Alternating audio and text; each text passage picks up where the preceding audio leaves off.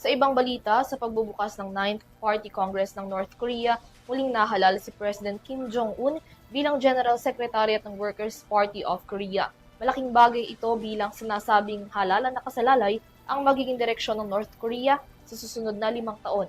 Si Son Santiago para sa Balitang Abroad.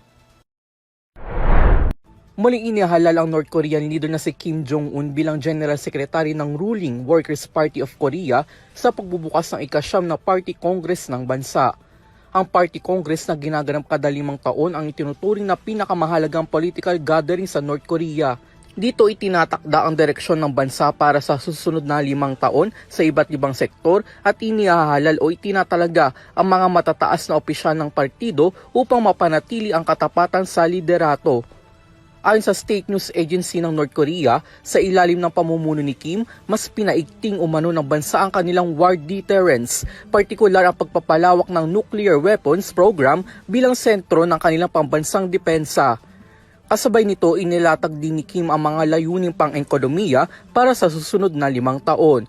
Kabilang dito ang pagpapabuti ng industriya, agrikultura at teknolohiya sa North Korea. Matatandaan na simula pa 1948, itinatag ang rehimen na pinamumunuan na ng pamilya ni Kim.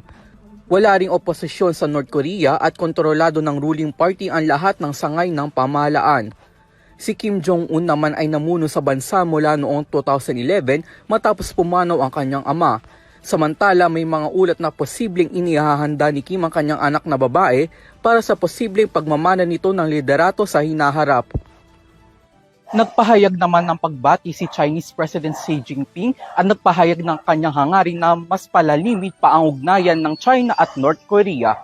Ayon ito sa mga international reports. Para sa EuroTV News, ako si Son Santiago, sumasaludo sa bawat Pilipino.